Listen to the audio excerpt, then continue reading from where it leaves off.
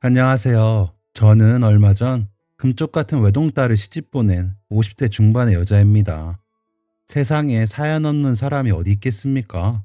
그런데도 저에게도 이렇게 사연을 쓰며 지난 날을 회상할 수 있는 그런 날이 오네요.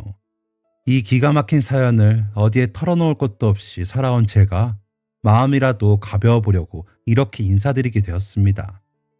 오랜 시간 동안 누구에게 제 이야기를 해본 적이 없어 쑥스럽긴 하지만 열심히 이야기해 보도록 하겠습니다. 잘 들어주시면 고맙겠네요. 저는 참 복이라고는 없는 사람이었습니다. 그나마 어린 시절은 좀 따뜻하고 사랑받으며 자랐죠. 저의 친정엄마는 마음이 좋으신 분이었어요.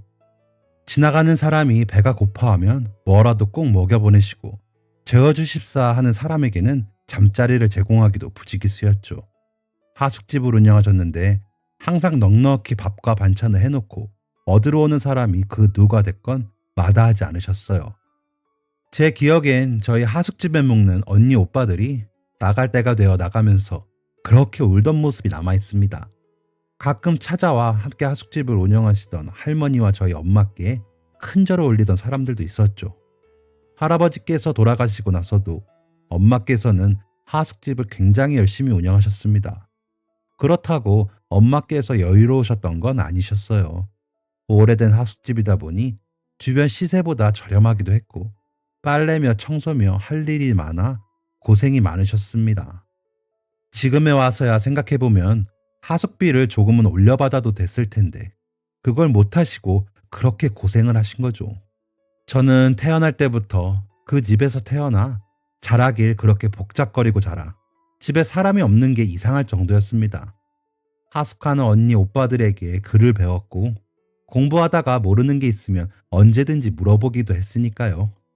제가 고등학교 졸업할 무렵 엄마는 하숙집을 팔고 팥죽집을 하셨습니다. 새로 생긴 하숙집에 밀려 더 이상 하숙을 하는 학생들이 없어 유지를 하실 수가 없었거든요.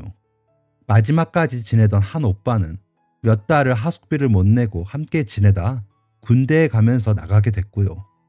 그때는 어린 마음에 하숙집보다 팥죽집이 좋았는데 엄마께서는 하숙집을 많이 그리워하셨습니다. 팥죽집은 아름아름 알고 찾아오는 손님들이 있어 유지가 됐습니다. 하숙을 하실 때도 간식으로 팥죽을 자주 하셨었는데 언니 오빠들이 좋아했었거든요. 엄마만의 비법으로 만드는 단팥이 참 맛이 좋았습니다. 여름이면 빙수도 하셨는데 얼마나 맛있던지 제가 제일 많이 먹었을 겁니다. 제가 20살이 되고 작은 회사에 취직한 걸 그렇게 좋아하시던 엄마께서는 그해 겨울 교통사고로 갑자기 돌아가시게 되었습니다. 친척도 없이 장례를 치르는 저를 어떻게 알고 찾아왔는지 하숙집에 묵던 언니, 오빠들이 도와줘서 겨우 장례를 치렀습니다. 나중에 알고 보니 팥죽집에도 언니, 오빠들이 가끔 들렸었는데 왔다가 알게 되어 연락을 해서 왔다고 하더라고요. 인심이 좋았던 엄마셔서 그랬는지 마지막 가는 길은 외롭지 않으셨습니다. 팥죽집에 단골이셨던 어르신들도 오셔서 슬퍼해 주셨고 하숙하던 언니, 오빠들은 자신의 일처럼 장례식 내내 있어줬습니다. 장례 후에는 제가 보상을 잘 받을 수 있게 도와주기도 했고요. 엄마와 단둘이 살던 저는 정신이 차려지지 않았습니다.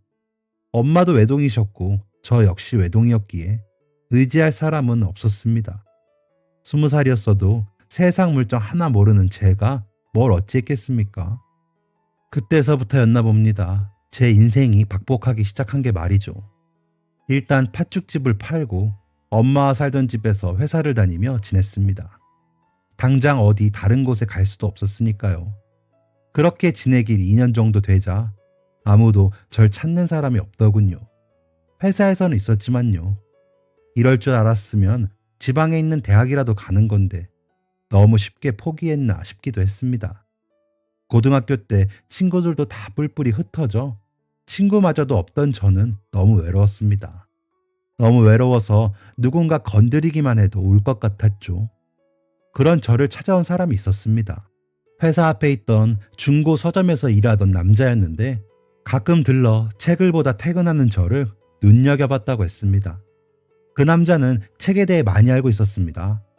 나중에는 출판사 사장이 될 거라고 했습니다. 제가 고르는 책마다 그 책의 작가와 그 책의 좋은 구절을 소개하며 친절히 대해줬습니다. 일주일에 한 번 들리던 서점을 매일 들리면서 그 남자와 부쩍 가까워졌습니다. 서점이 문을 닫으면 그 안에서 라면도 끓여 먹고 소주도 마시며 연애라는 걸 시작했습니다. 누군가 곁을 지켜준다는 사실만으로도 얼마나 기뻤는지 모릅니다. 남자는 형제가 7이라고 했습니다. 그중 장남인데 홀어머니와 동생들 때문에 대학도 못 가고 일을 시작했답니다. 워낙 책을 좋아해서 책과 가까이 하고 싶어 잡은 일자리인데 자신에게 기가 막힌 계획들이 가득하다고 했습니다. 꿈이 있고 낭만이 있는 남자가 멋져 보였습니다. 많은 형제들을 책임지려는 그 모습도 책임감이 넘쳐 보여 보기 좋았습니다. 남자는 그런 저의 마음을 단번에 알아차렸는지 저에게 더 달콤한 말을 하며 저를 정신 못 차리게 만들었습니다. 그런 남자와 더 함께하고 싶었습니다. 그래서 결혼하자는 남자의 말에 숨도 안 쉬고 그러자고 했습니다. 결혼만 하면 우리는 소설 속 주인공보다 더 행복하리라 자신했습니다. 하지만 그 자신은 오만이었습니다. 엄마와 살던 집을 정리하고 엄마께서 돌아가시며 받은 보상금으로 온갖 혼수를 하며 결혼식을 했습니다. 큰 돈은 남자가 관리하는 거라는 남자와 남자의 어머니의 말에 모든 돈을 남자에게 넘기고 당연히 다들 그렇게 사는 줄 알았습니다. 결혼식을 올리고 택시로 서울 한 바퀴를 돌며 사진을 찍은 것이 신혼여행이었습니다. 너무 촌스러워 깜짝 놀랐지만 성공하면 더 좋은 걸 해주겠다는 남자의 말에 그러기로 했습니다. 남자의 집으로 들어가는 순간 뭔가 잘못된 것이라 생각이 들었지만 성공만 하면 다 해결될 거라 믿었습니다. 안방을 내어주신 시어머니는 거실에서 생활하며 눈을 흘기셨고 6명의 시동생들은 그 누구도 집안일을 돕지 않았습니다. 오히려 제가 곤란한 일들을 만들어 혼나게 하며 즐거워했습니다. 마치 신데렐라가 된 것 같은 생각에 서러웠습니다. 남편은 책방을 그만두고 사업을 시작한다며 집에도 잘 들어오지 않았습니다. 간혹 빨래를 하다 보면 여자의 향수 냄새나 립스틱이 묻어 있었지만 남자가 일하다 보면 그런 일이 있어. 너가 뭘 아니? 라며 타박을 해 따지지도 못했습니다. 그러던 어느 날 아침을 차리는데 밥 냄새가 유난히 역하게 느껴져 마당으로 달려나가 구역질을 했습니다. 그런 저를 보고 막내 시누이는 아침부터 역하게 뭐 하는 거예요? 라며 소리를 질렀습니다. 가슴이 답답하고 울렁거려 어지럽고 답답했습니다. 그러자 시어머니는 너 달거리 안 한 지 얼마나 됐니? 라며 물어보더군요. 그제야 임신이라는 것을 알았습니다. 제 뱃속에 생명이 살고 있다는 생각에 기분이 좋더군요. 시어머니께서도 좋으셨는지 그때는 일도 덜 시키고 시동생들에게 하라고 시키셨습니다. 아들만 낳아라. 우리 집 장손만 낳으면 내가 뭐든 다 해주마. 하시며 아이의 성별에 집착하셨습니다. 하지만 저는 아들이건 딸이건 아무 상관없었습니다. 그저 제 편인 아이기만 했으면 됐으니까요. 배가 불러올수록 더 힘들었습니다. 그러다 보니 엄마가 그렇게 보고 싶더군요. 이렇게 고생해서 낳은 딸인데 시집 가는 것도 못 보고 그렇게 가버리셨으니까요. 엄마가 해주던 팥빙수 한 그릇이 그렇게 먹고 싶었습니다. 그 달콤하고 고소한 그 맛이 그렇게 그리울 수가 없었습니다. 그래서 나가는 남편에게 올 때 팥빙수 한 그릇만 사다 주면 안 돼요? 하고 부탁했더니 집에 식구가 몇인데 그걸 사다 나르라고 하는 거니?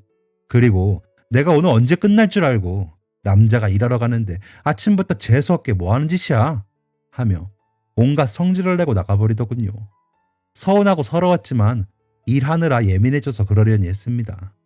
그렇게 팥빙수 한 그릇을 못 먹고 아이는 태어났습니다. 딸이었습니다.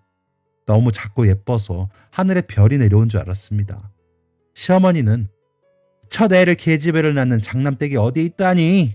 라며 성질을 내셨습니다. 2박 3일 동안 입원해 있다가 퇴원을 하니 이불을 다 뜯어놓고는 일이 밀렸으니 어서 서둘러라 라며 일을 시키시더군요. 산후조리는 움직이면서 하는 게 좋다고 하시면서요. 자신은 7을 낳으면서도 산후조리를 그렇게 했다고 하시더군요. 아무리 생각해도 옳지 않은 말이었지만 쌓여있는 집안일을 바라만 볼 순 없었습니다. 그러면서도 애를 봐주는 사람은 아무도 없었습니다. 형제가 많은 집이라 그런지 아이가 태어난 것에 모두들 덤덤했습니다. 그럴수록 엄마가 그리웠습니다. 딸아이는 그런 저의 처지를 이해하는지 순했습니다. 다행히 젖이 잘 돌아서 아이는 갈수록 통통하니 예뻐졌습니다. 제 마음을 이해해주는 건 우리 딸밖에 없다고 생각하니 더 소중했죠. 그래서 더 아끼고 싶었습니다. 시어머니 눈치를 보면서 딸아이에게 할 수 있는 최선을 다해 키웠습니다. 아이는 3살이 될 무렵이 되자 말도 잘해서 저와 말동무가 될 지경이었습니다. 결혼 후 다시 외로워진 저에게는 둘도 없는 친구이자 아이였습니다. 남편은 그맘때부터는 아예 집에 들어오질 않았습니다. 일은 어떻게 되고 있는지 알 수도 없었습니다. 가끔 술이 잔뜩 취해 들어와서는 내가 산다. 다들 집에 가지 마. 라며 주정을 하며 집에 들어왔습니다. 딸은 가끔 들어오는 남편을 낯설어 하며 인사만 하고는 곁에 가지도 않았습니다. 그런 딸을 보며 시어머니는 계집애가 고생하신 아버지가 감사한 줄은 모른다. 도대체 애교육을 어떻게 시키는 거냐? 라며 아이를 타박하셨습니다. 그럴 때마다 아이를 다독이며 아이가 상처받지 않도록 달랬습니다. 그러던 어느 날 남편은 집에 와 돈을 내놓으라며 화를 냈습니다. 그래서 내가 시집 올 때 당신 다 줬는데 나한테 돈을 찾으면 어떻게 해요? 라며 대들자 그래서 한 푼도 안 남기고 다 줬다고? 그 돈 얼마나 된다고? 더 남겨놓은 거 없어? 라며 더 화를 내더군요. 어이가 없었습니다. 그 돈이 적지 않았는데 그 돈이 다 사라진 거 아닙니까? 게다가 우리 엄마 목숨값인데요. 남편이 인간 같지도 않게 보였습니다. 그 돈을 저에게 받아갈 때는 내가 꼭 이 돈으로 당신 사모님 소리 듣게 해줄게. 조금만 기다려. 라며 굽실거리더니 남은 돈 없냐고 눈이 벌게 져서는 소리를 치고 있는 모습에 기가 찼습니다. 결혼을 하고도 시어머니께서 생활비를 관리하셨고 시장 보는 돈 말고는 돈이라고는 본 적이 없는데 돈을 내놓으라니 기도 안 찼습니다. 시어머니는 남편 곁에서 여자가 돈 관리를 어찌하기에 남자가 집에 와서 돈을 찾게 하니? 너 딴 주머니 찬 거 아니니? 우리 아들이 돈 허투루 쓰는 애가 아닌데 그 돈이 다 어디 갔어? 라며 부하를 지르더군요. 어머니, 보시는 자리에서 그 돈 통장채로 주는 거 보셨으면서 이제 와서 이러시면 어떡해 해요? 그리고 장 보는 돈 말고는 전 돈 구경 한 적도 없어요. 생활비도 다 어머니가 관리하셨잖아요. 했더니 아이고 꼴랑 돈 몇 푼 쥐어주고 들어오더니 이렇게 생색을 낸다. 그간 속으로 날 얼마나 무시했을까? 그러니 계집애 하나 낳아놓고도 저렇게 당당하지 라며 더 큰 소리를 내셨습니다. 어이도 없고 서러웠지만 이미 돈은 제 곁을 떠났고 이 사람들은 절 더 괴롭게 할 것이 뻔하게 느껴서 눈물만 났습니다. 그런데 제 곁에서 딸아이가 눈물을 닦아주며 같이 울더군요. 그런 아이를 품에 안고 울고 있자니 그제서야 정신이 차려졌습니다. 이대로 이렇게 살 수는 없다는 걸 그때서야 깨달았던 거죠. 하늘에서 우리 엄마가 가슴을 치며 울고 있을 것 같은 생각까지 들고 나니 방법을 찾아야 했습니다. 그래서 시장을 다니며 숙식 제공을 하는 일자리를 찾았습니다. 아이가 머물 공간이 있는 곳까지 함께 있어야 했기에 쉽게 찾아지지 않더군요. 그러던 중 아이와 가끔 가던 분식집 사장님께서 아시는 분인데 한번 찾아가 보라며 알려주신 가게에 갔습니다. 가보니 가든 같은 곳이었는데 낮과 저녁에는 서빙을 하고 아침과 밤에는 청소를 하는 조건으로 작은 창고를 방으로 개조해 주실 수 있다고 하셨습니다. 대신 월급은 그다지 많지는 않았지만 아이와 갈 곳이 생겼다는 기쁨에 무조건 하겠다고 했죠. 아이와 저의 옷까지 몇 안 되는 아이 장난감을 쌓아놓고 보니 시집 온 지 5년이 지났는데 짐이 참 없더군요. 식구들이 잠들기를 기다렸다가 아이를 들쳐업고 가방에 싸놓은 짐을 들고 나왔습니다. 가게 사장님께서 밖에서 기다리셨다가 저희를 태워 가든에 도착을 했습니다. 사장님은 대장부 같은 분이셨는데 나도 애 데리고 혼자 장사 시작해서 여기까지 왔어. 아기 엄마도 좋은 일 있을 거야. 무슨 일인지는 몰라도 오죽하면 애 데리고 이렇게 야반도주 하겠어. 앞으로 우리 잘해보자. 라며 위로를 해주었습니다. 그 말을 듣자니 눈물이 얼마나 나던지요. 얼른 돈 모아서 새빵이라도 구해서 우리 아가 고생 덜 시킬 생각만 하기로 했습니다. 다음날 아침부터 저는 부지런히 일했습니다. 낯선 식당 일에 몸도 아프고 아침부터 밤늦게까지 정신이 없었습니다. 우리 딸은 엄마가 전보다 바빠지자 힘들어했지만 그래도 이해해주고 조용히 혼자서 그림 그리고 글자 공부도 하며 기다려주더라고요. 고마웠습니다. 그렇게 2년을 일하다 보니 방 한 칸인 집이라도 구할 수 있겠더라고요. 그리고 작은 포장마차라도 차려서 할 수 있을 것 같았습니다. 딸 아이는 어느새 글도 읽을 줄 알게 되었고 어디 가서 지지 않을 정도로 야무지게 잘 컸습니다. 그래서 얼른 그 창고방을 떠나고 싶었는지도 모르겠습니다. 사장님께 가게를 그만두겠노라 이야기했더니 이해를 하시면서도 굉장히 아쉬워하셨습니다. 결혼 전 살던 동네로 가 부엌 딸린 방 한 칸을 구하고 작은 포장마차를 구입했습니다. 그리고 거기서 겨울엔 붕어빵과 팥죽을 팔고 여름엔 팥빙수를 팔기 위해 준비를 했습니다. 다른 곳으로 가기엔 겁이 나 엄마의 기억이 고스란히 남아있는 동네로 가고 싶었습니다. 남편과 이혼을 한 상태가 아니었기 때문에 혹시나 쫓아올까 싶어 두려운 마음도 있었지만 일단은 부딪혀 보기로 했습니다. 그렇게 1년을 보내자 아이 학교 갈 때가 되어 시댁에 찾아갔습니다. 며칠을 고민한 끝에 남편을 찾아가기로 결심을 한 것이었습니다. 아이 학교를 보내려면 주소 이전도 해야 했으니까요. 저녁 때쯤 시댁으로 가 아이 아빠를 만나러 왔다 말하니 다들 난리가 났더군요. 시어머니는 네가 애 데리고 도망가 봤자지 누구 마음대로 집을 나가? 그러더니 이제 와서 어쩌자고 찾아왔어? 라며 소리를 지르더군요. 다른 거 필요 없고 이혼만 하게 해주세요. 아이 학교는 보내야 할 것 아니에요. 라며 맞서자 이혼? 애 앞세워서 뭐 돈 달라고 온 거 아니고? 라며 은근히 반가워하더군요. 이야기를 나누고 있는데 제가 지내던 방에서 배부른 여자 하나가 나오더군요. 절 보고 놀라는 여자를 보며 이혼을 해주겠구나 싶었습니다. 시어머니는 그래 내가 아범 보고 서류 만들어 놓으라고 할 테니까 얼른 가라. 그러게 일을 왜 복잡하게 만들어. 이혼하고 나갔으면 될걸. 누가 널 잡는다고 도망을 쳐. 라며 큰 소리를 치더군요. 아이에게 이런 모습을 더 보여주는 것이 걱정되어 서둘러 그 집을 나왔습니다.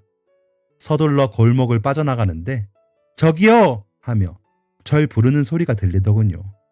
돌아보니 만삭의 그 여자가 쫓아오고 있었습니다. 멈추어 무슨 일이세요? 라고 물으니 저기 혹시 여기 사실 때 외출도 마음대로 못하시고 집안일도 혼자 다 하고 사셨어요? 라고 묻더군요. 그래서 있는 그대로 그 집에서의 생활을 말해주었죠. 여자 얼굴이 사색이 되더군요. 그래서 아들 낳으면 달라질 수 있겠죠. 저처럼 어리석은 여자가 또 있다는 게 놀랍네요. 라며 집으로 돌아왔습니다. 잠을 자려는데 딸아이가 절 꼭 끌어안더니 나는 다른 거 다 필요 없고 엄마랑 있을 수 있기만 하면 돼요. 하더군요. 모든 고민들이 허투루 느껴졌습니다. 아이와 있을 수 있다면 저 역시 두려울 것이 없는걸요. 며칠 뒤 약속한 시간에 시댁으로 다시 찾아갔더니 문 앞에 남편이 있더군요. 그러더니 서류를 주며 왜 이제서야 나타나서 사람 힘들게 했어. 이거 가지고 가서 다신 나타나지 마. 나도 나 싫다는 사람한테 미련 없어. 라고 하더군요. 아이의 안부나 학교는 어떻게 보낼 건지는 아예 묻지도 않았습니다. 아이에게 눈길도 주지 않는 모습에 괜히 부하가 치밀더군요. 그래서 애 학교 들어가려면 가방 필요해요. 아빠가 돼서 그거 하나는 해줄 수 있는 거 아니에요? 라고 하니 그냥 아빠 없다 하고 살아. 지 엄마 따라 나간 애를 내가 왜 챙겨? 나중에라도 손 벌리려고 하지 마. 애 앞세워서 그래도 다 소용없으니까. 라며 집으로 들어가 버렸습니다. 너무 화가 났지만 아이가 그런 아빠의 모습에 상처받을까 걱정이 돼서 아빠가 괜히 그러시는 거야. 여기 봉투 안에 우리 지연이 가방 사주라고 돈 넣어 놓으셨네. 엄마가 잘 가지고 있다가 학교 갈 때 가방 사줄게. 라고 하며 아이를 데리고 집으로 왔습니다. 바로 다음 날 이혼 서류를 접수하고 이혼을 하게 되었습니다. 위자료나 애 양육비는 애초에 바라지도 않았기에 홀가분해졌습니다. 막상 서류까지 정리하고 나니 책임감이 더 막중해졌습니다. 지금부터는 더 정신 차리고 살아야 한다. 라는 생각에 마음이 부산스러워졌습니다. 몇 달 뒤 아이는 학교 갈 준비에 신이 나 있었습니다. 붕어빵 포장마차 자리를 학교 앞으로 정해놓고 팔기 시작했습니다. 그럼 아이가 학교에서 나올 때 거기서 마중할 수 있겠다 싶어 좋았습니다. 학교에 들어간 아이는 공부를 잘했습니다.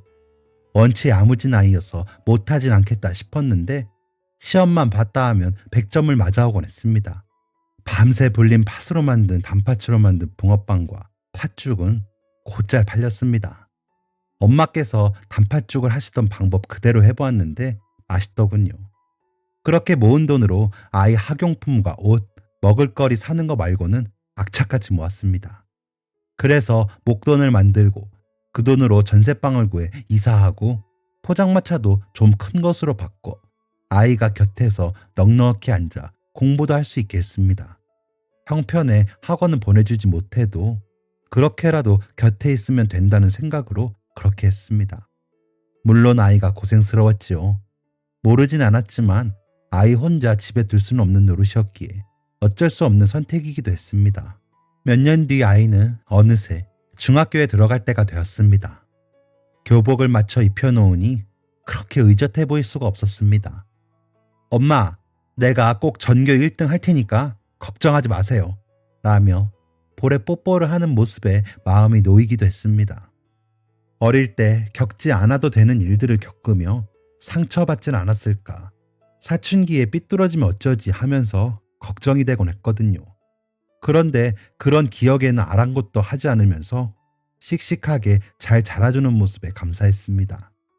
학교 앞에서 장사하는 엄마가 창피할 법도 한데 한 번도 싫은 내색하지 않는 기특한 아이이기도 했습니다.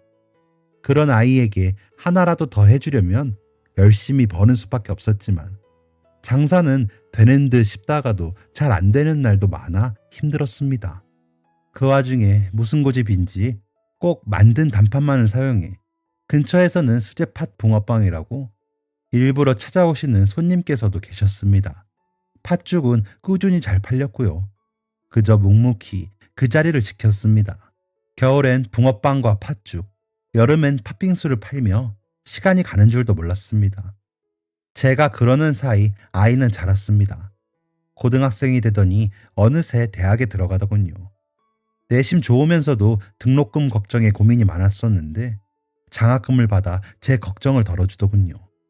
애미로서 해준 것도 없는데 절로 자라준 것 같아 고마우면서도 미안했습니다. 그래서 엄마가 너무 해준 게 없는데 이렇게 잘 자라줘서 너무 고마워 라며 꼭 안아주었습니다. 해준 거 없이 자란 딸이라 미안하다 했지만 기본적으로 먹이고 입히는 것마저도 버거웠습니다.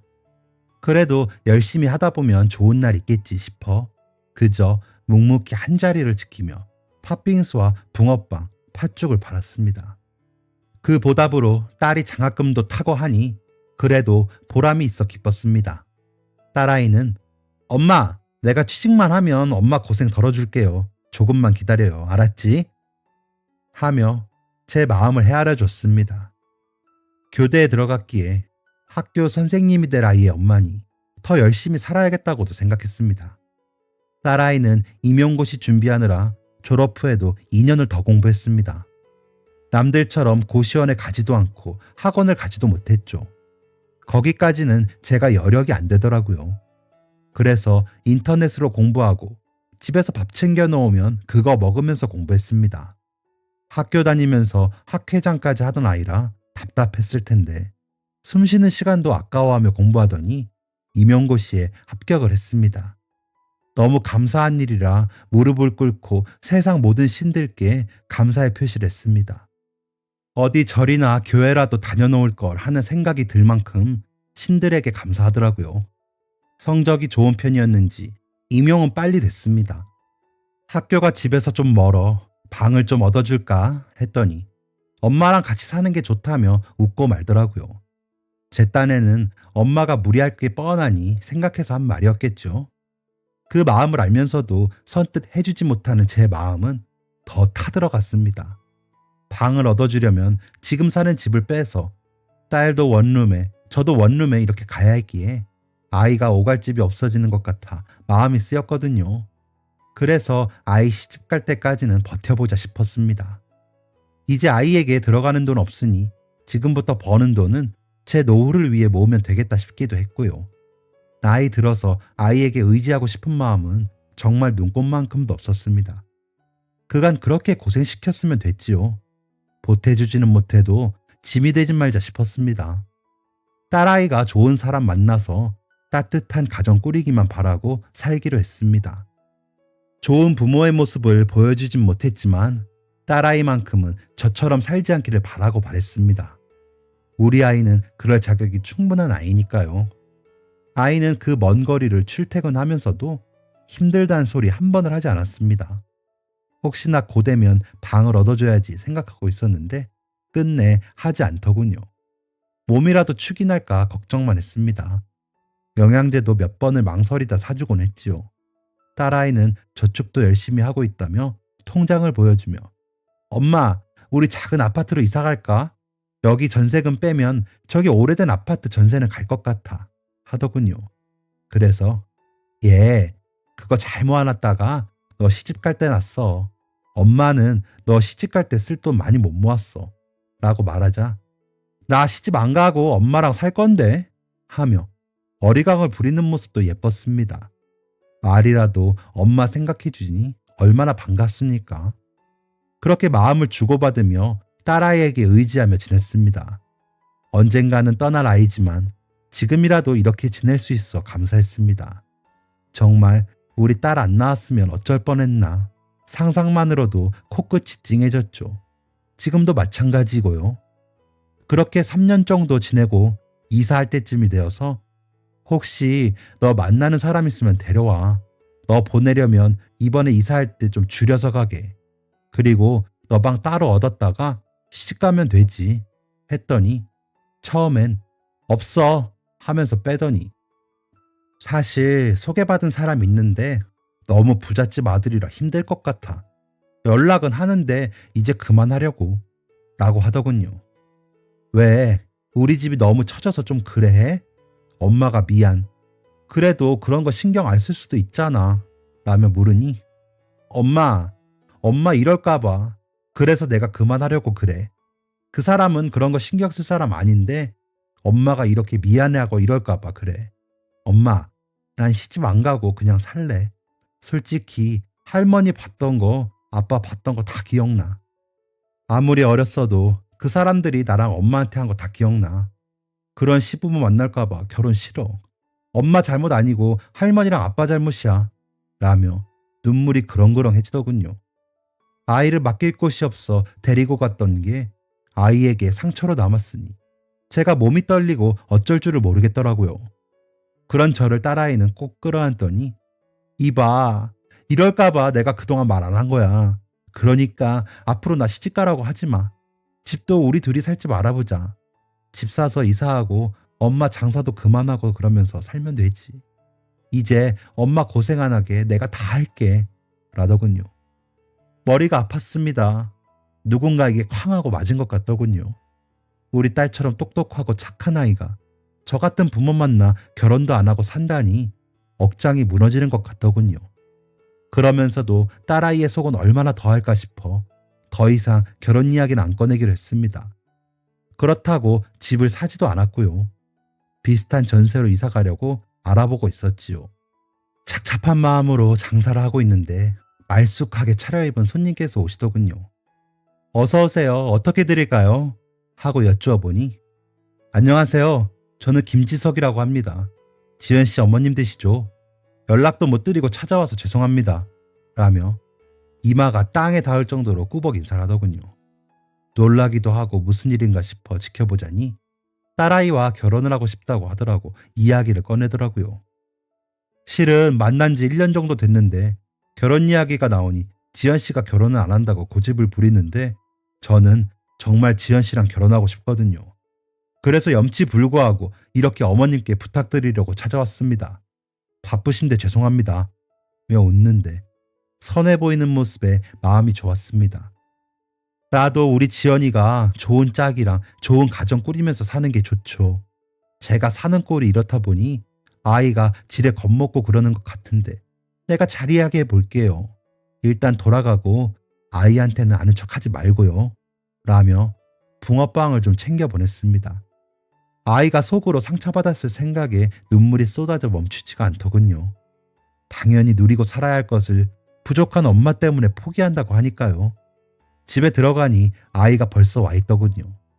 그런데 통화를 하는 것 같았어요. 네, 알겠습니다. 저도 지석 씨한테 알아들을 만큼 이야기했습니다.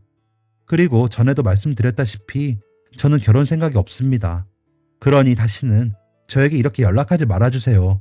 라며 끊더군요. 그러면서 기척이 느껴졌는지 돌아보면서 놀라더군요. 그 사람 집에서 반대하는구나. 엄마가 미안해. 안 그래도 아까 찾아왔길래 사람 좋아 보여서 다시 만나보라고 하려고 했는데 그 집에서 그러면 하지 마. 어디 우리 딸 아까운 줄 모르고 제 집 자식만 중하다 하니 라며 말하는데 목소리가 떨려왔습니다. 그러자 딸아이는 엄마, 나 진짜 결혼 생각 없었어. 엄마도 봐서 알겠지만 그냥 사람이 너무 괜찮아서 만나만 본 거야. 됐어. 난 아쉬울 것도 없어. 라는데 눈이 뻘겋게 충혈되어 있더라고요. 속상했습니다. 그러면서 시어머님의 얼굴이 떠오르며 내 딸만은 그런 대접 받고 살게 할 순 없다고 생각했습니다. 그러고는 그렇게 말없이 안고만 있었습니다. 그날 밤에 딸아이 방에서 훌쩍이는 소리가 들려 가슴이 쿵하니 내려앉았습니다. 사람이 너무 좋아 보였는데 그 집 부모도 욕심이 나겠지 싶어 이해도 해보려 했으나 마음이 들끓는 것은 어쩔 수 없어 겨우 잠이 들었습니다. 그 남자는 장사가 파할 때쯤 며칠을 찾아와 말없이 서 있다가 남은 붕어빵을 모두 사갔습니다. 저도 그냥 그 남자를 그렇게 세워두었다가 말없이 붕어빵과 팥죽만 내어줬습니다. 골이 난 제 마음을 그렇게라도 표현하고 싶었던 건지 아니면 어떻게 하나 지켜보고 싶었던 건지 모르겠습니다. 그러길 한 일주일 정도 되었나 한 중년의 신사가 다가와 장사 잘 되세요 하더군요. 그래서 요즘은 그냥 그래요. 얼마나 드려요? 하고 묻는데 어디서 많이 본 얼굴이더라고요. 그러더니 그 신사분이 떨리는 목소리로 혹시 어머니가 하숙집 안 하셨어요? 하더군요. 그래서 혹시 민철이 오빠 아니세요? 했더니 맞구나. 너가 지희가 맞았어. 아이고 하더니 저에게 절을 하는 겁니다. 너무 놀라 일으켜 세워드리며 오빠 무슨 절을 하세요? 하니 너희 어머님이 내 하나님 부처님이셨는데 그렇게 찾아도 찾을 수가 없어서 내가 죽기 전에 못 만나나 했어. 그때 휴가 나와서 팥죽집에도 찾아갔었는데 제대하고 갈 데 없으면 오라고 하셨었거든. 다시 보자 했는데 그게 마지막이었어. 라며 절 붙들고 울더라고요. 그 신사분은 저희 엄마의 마지막 하숙생 오빠 민철이 오빠였습니다. 군대에 가느라 헤어지고 엄마께서 사고로 갑자기 돌아가시면서 아예 못 만나게 된 것이었습니다. 저는 회사에 다니느라 그때도 못 만났는데 이렇게 나이가 들어 만나고 나니 굉장히 반갑더군요. 그래서 서로 안부를 물으며 있는데 남자가 오기에 오늘은 그냥 가져요. 내가 손님이 있어서 라고 했더니 저 애가 내 아들이야. 인연도 참 너희 딸이랑 좋아 지냈다지. 그런데 집사람이 좀 속 좁게 굴었나 봐. 미안하다 라는 겁니다. 뒤에 쭈뼛거리며 서 있는 여자분이 부인 되시는 분인지 오라고 손짓을 하며 얼른 와서 인사해요. 얘가 내 은인이야. 그러기에 내가 사람 가진 걸로 판단하지 말라고 했잖아. 어서 와서 사과해 라고 부르시더라고요. 그랬더니 얼른 다가와서 죄송하게 됐어요. 자식 키우시니 아시겠지만 욕심을 좀 부려봤네요. 죄송해요.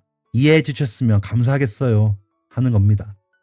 이게 무슨 일인지 복잡하고 갑작스러워서 정신이 없어 뭐라 대답도 못하고 있었습니다. 그러자 민철이 오빠가 그러니까 너희 딸이랑 우리 아들이 연애를 했는데 우리 안사람이 욕심이 좀 나서 나 모르는 사이에 어리석게 굴었어. 미안하다. 얘가 매일 붕어빵하고 팥죽을 사오더라고.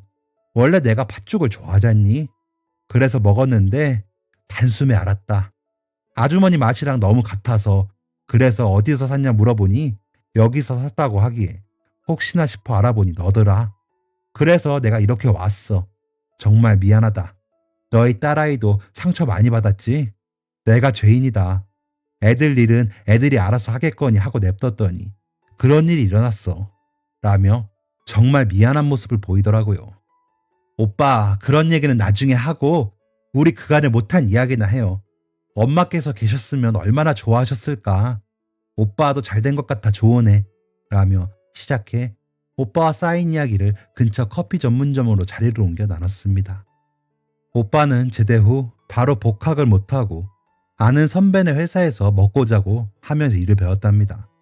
그쪽 일이 잘 되면서 학교도 졸업하고 사업도 크게 키워 지금은 회장님 소리를 듣는다고 하더군요. 너무 잘된 일이라 축하한다고 했더니 진작에 열심히 널 찾았어야 했는데 미안하다.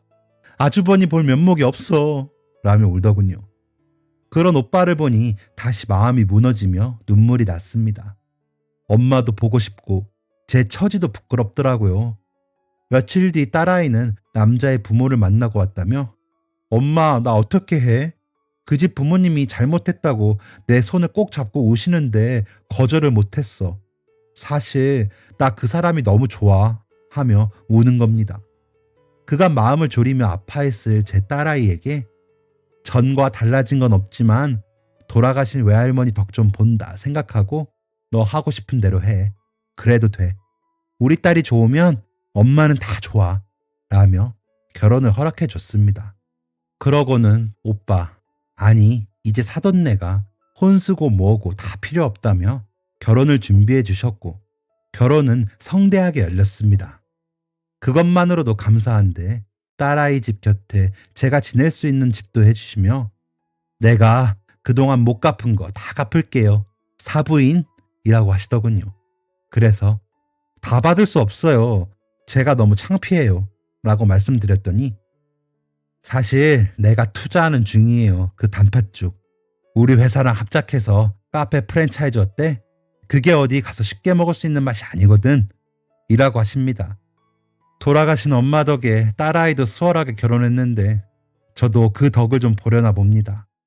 살다 보니 저도 이렇게 옛말하면서 사는 날이 오나 봅니다. 저는 어찌됐건 우리 딸아이만 행복하면 저는 더 이상 바랄 것이 없습니다. 저희 엄마께서도 하늘에서 그런 마음이시겠지요. 달달한 단팥죽처럼 이제는 웃는 일만 가득하길 바라봅니다. 그래도 될까요? 지금까지 사연 들어주셔서 감사합니다. 사연이 재밌으셨다면 구독과 좋아요를 눌러주세요. 감사합니다. 안녕히 계세요.